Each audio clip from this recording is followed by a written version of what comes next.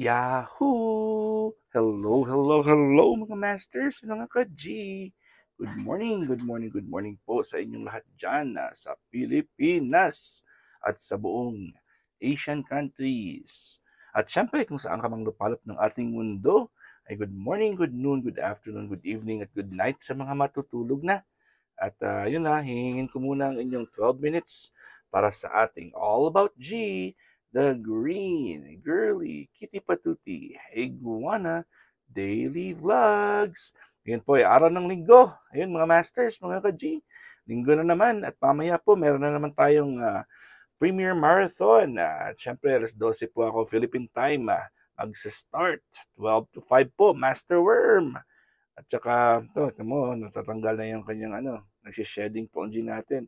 And syempre, yung ating Yams OFW Vlogs, ang ating 5:30 and 7:30 p.m. Hanggang 7:30 po siya ng gabi. And Merle Estani Vlogs, ang aking beshi, from 8 o'clock to 10 p.m. Ayan po, at enjoy na po tayo ha. At ako po ay may, kagabi po sa Las Vegas ay unfortunately ay na cardiac arrest po yung aking uncle, yung asawa ng aking mama Sami, yung asawa ng kapatid ng daddy ko. Yung palagi kong kasama din doon pag nasa Las Vegas po kami, yung kumakain po kami. So, na cardiac arrest po siya kagabi at hindi talaga naka-recover. Yun, unfortunately po, hindi talaga siya naka-recover. So, may deepest sympathy po sa family ng aking auntie, sa Mama Sami, yung aking Uncle Roger Ladrido. Yun po. So, within the week siguro ay kami mag-emergency na pupunta ng Las Vegas. Hindi po kami kasi baka next week or depende sa funeral services po nila kahit may work po kami. So, ang G natin ay nakakita talaga ang G natin ng paraan para lumabas. Siya po ay lumabas. Ang G natin. Yan. So, siya ay tumalon. Anyways, yun po. At mag-ingat-ingat po tayong lahat sa ating mga kinakain, sa ating mga bad vices natin, sa mga nagsisigarilyo po dyan, sa mga palaging umiinom ng alak, at syempre po, tulog talaga. Ako naman po ay natutulog talaga ako. May mga days lang po ako na meron talagang ginagawa.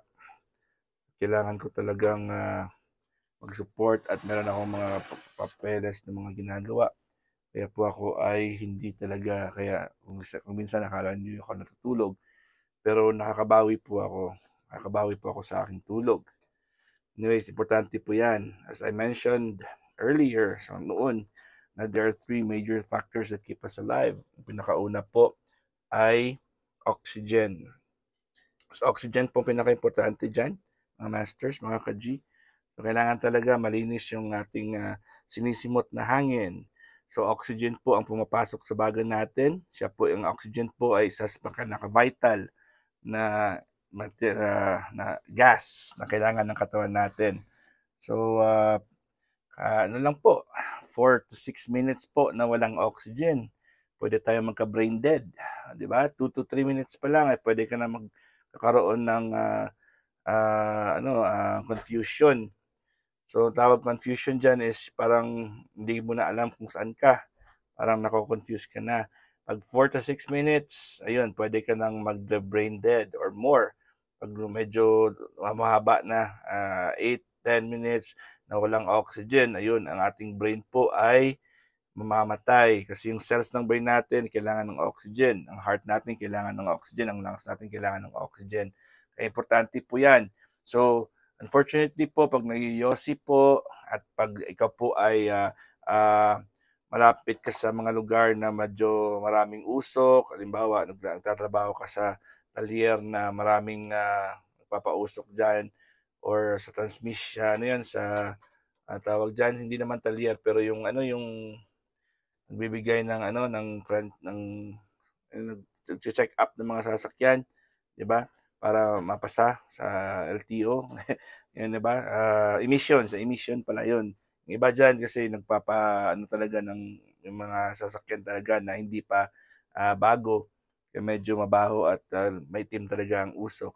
And syempre po, pag kayo nagtatrabaho sa pabrika, yung mga plastic, mga rubber, at saka yung mga babaho, at saka masangsang na mga amoy, at matatapang na mga chemicals na may iyong malalaghap, ayun po ang ating iwasan at ano talaga yun, mahirap talaga yun. And syempre naman, sa lugar, depende yan. Merong mga lugar na matataas, ang bukid.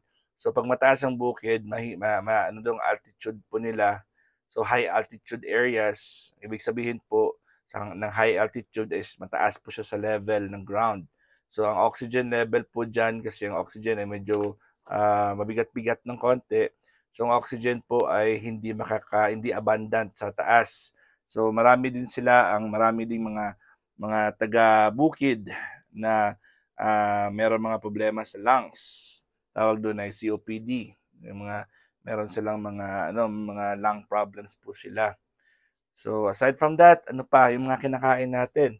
Mga masters at mga ka-G, tandaan po natin di ba, naalala niyo yung lecture ko last time, yung ating pag kumakain kayo ng barbecue, yung itim, yung burned, yung sunog na bahagi po ng gulay, ng karne, ng isda, kung ano man yan, basta nasunog mo at kinain mo po, konting ano lang yan, konting bahagi lang po yan ng kinain mo na sunog.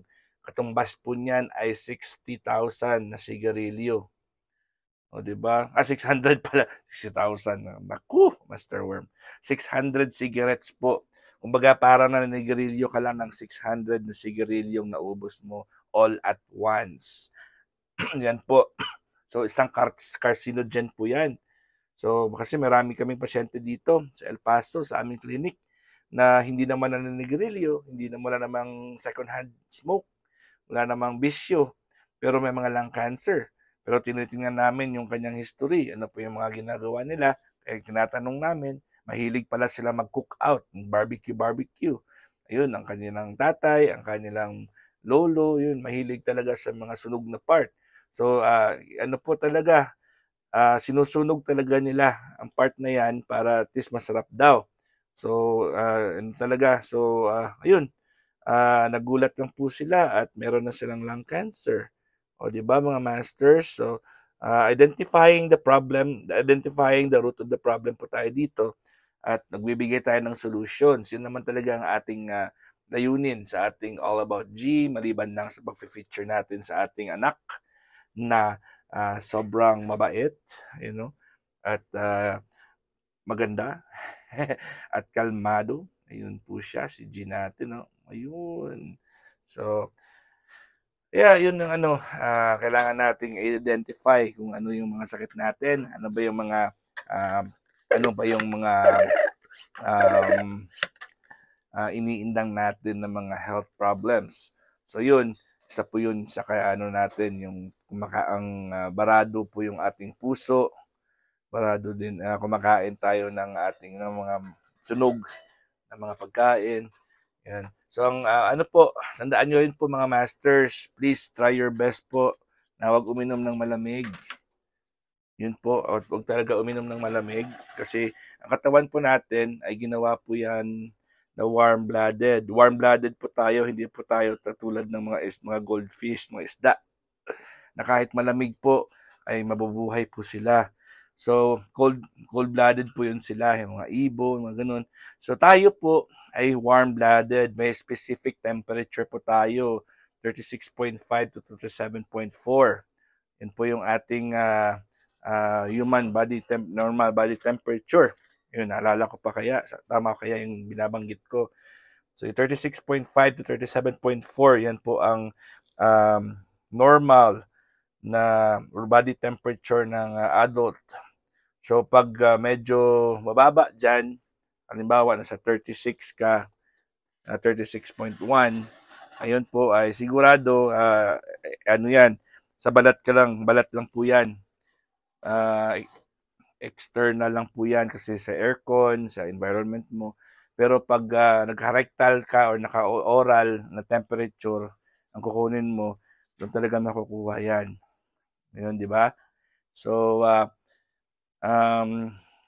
kailangan panatilihin po nating warm ang katawan natin because the moment na pinasukan tayo ng lamig, mga masters at mga ka-G, ang lamig po ay nagpapatigas ng muscles, nagpapakipot. Ayun, mga gusto niyong malamig, pakipot at matigas.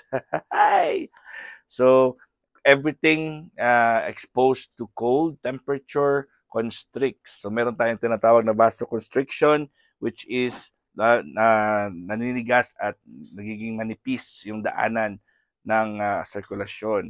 At ang muscles po natin ay nagiging matigas din.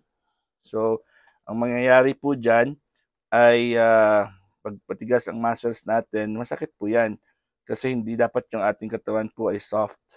Soft po dapat yung ating katawan. Pero ang nangyayari po dyan ay dahil naninigas po, malaking tendency po na yung mga ugat-ugat natin at ating mga nerves po ay maiipit. 'Di ba? Mga ngalay, maiipit. O 'di ba pag hindi ka gumagalaw, halimbawa nasa hangin nakatutok yung katawan mo sa aircon or sa electric fan. Hindi ka gumagalaw pagkagising mo sa umaga, masakit yung katawan mo. Kasi po ang hangin at saka yung malamig po ay kalaban po yan ng katawan natin pag hindi na sa tamang pag hindi balanse. So anyways, always warm po tayo and always remember, huwag uminom habang kumakain. So give at least an hour before and an hour after. Palagi ko pong nina-lecture yan. At huwag niyong kalimutan ang inyong apple cider vinegar with the mother and raw honey. So ingat-ingat po tayong lahat. At kita-kits tayo mamaya, 12 noon, Philippine time. Siyempre, re-replay ko rin ito sa ating Premier Marathon. Doon lang aking entry kasi busy-busy po ako sa work. May work pa rin po ako. Anyways, this is your one and only Master Worm. At ang ating G na sobrang kulit pero maganda at mabait. At kita-kits tayo mamaya. God is great! Yahoo!